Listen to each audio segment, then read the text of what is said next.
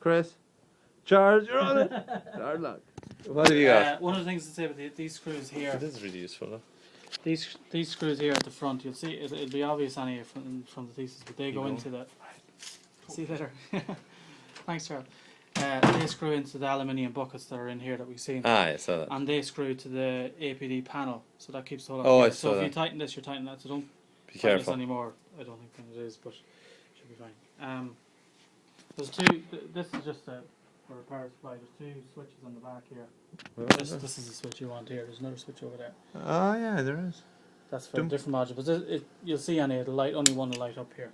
Turn on that. Oh yeah, right. Yeah, that's better. Right. So this is plus or minus 12 volts for these.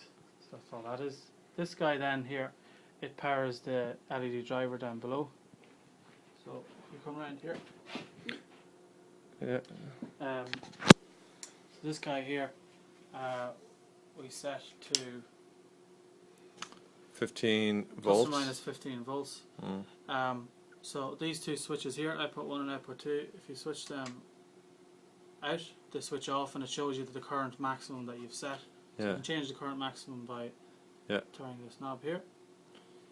So I know because of the setup of the LED driver that the negative supply will take most of the grunt, so about 3 amps or thereabouts is what you'd expect to see out of that, and that's one thing that you can kind of watch to see if something's wrong with the LED driver, as well as other things. The light will be reduced or whatever, but that's the thing that I'd look for all the time to make sure this is right. But we'll see that in a second.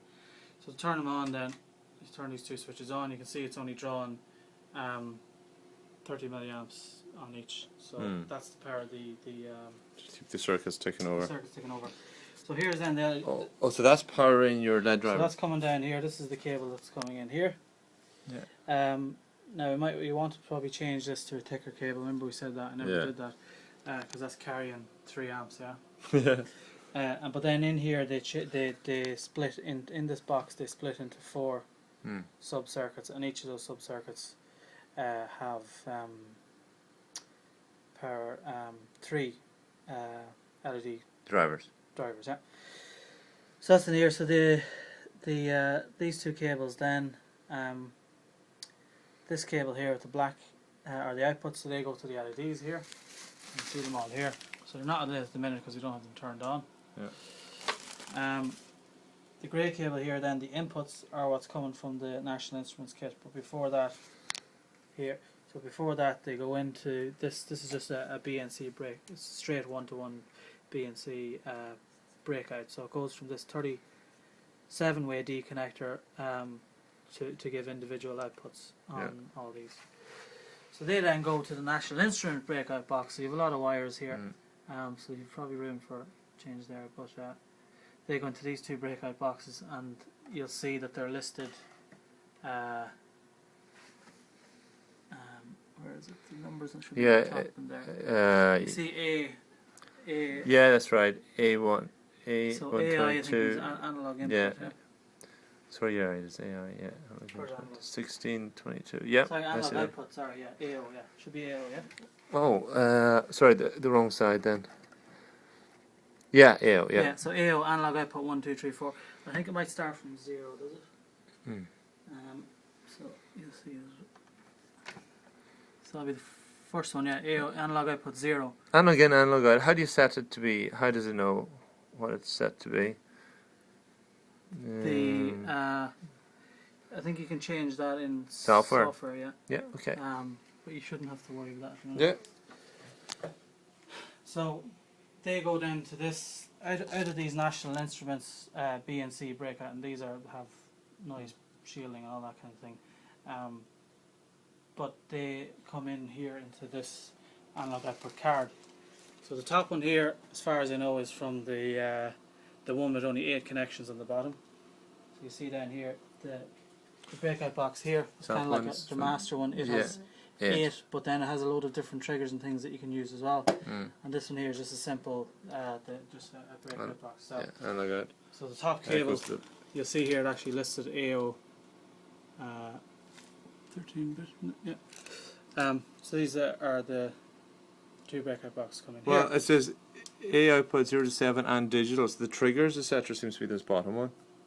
And 8 analog output seems to be the bottom one. See?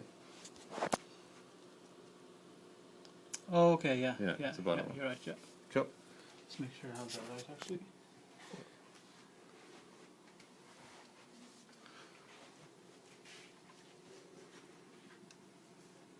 That's the top one, so that should be the... That should be the one with heaps, like lots of outputs on it. Which it is, yeah. Yeah, perfect. Yeah.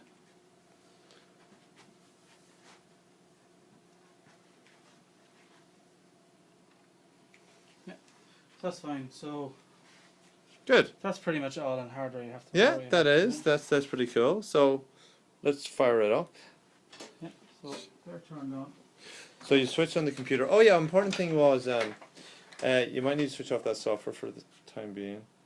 Oh no, it's that when you before you put it on the computer, this needs to be on. Yeah. So before you turn on, or else switch it'll complain about PCI card. Yeah. So they're on, but these cards here, it says it can't detect them, or Right. or actually it could be the actual controller itself. The actual controller, I think it is. The controller's talking about. So then you brought up your calibration software, which we'll be screencasting this all again later, but. Yeah, so there's two main ones, but this one, the first one you kind of use. Sorry, I should also say it's all plugged in through these uninterruptible. Through these isolated transformers here. Just one of them you're using, is it? It should, yeah, but we should put them into two, but it never. Why two? I don't get it. Two, just to kind of, you don't need, you probably wouldn't need two, but it's just in case you overload one. That's all. But what would be plugged into two? You have an extension lead there going into one of them. So how would you use two? So you have a couple of different extension leads here. You have more than one. Would you separate one part of the system on one isolation transformer? Is it? Yeah. How did you ever use two? I never used two. Oh, right. You don't need to use two. But that's good. The reason I didn't use two is because I didn't have another one of these connections. I tried to get one, I couldn't get one, so I just said it's not doing any harm for the minute, so I'll leave it at that. But we have two anyway, just in case if a fuse ever blows or anything. But it shouldn't. It should be running.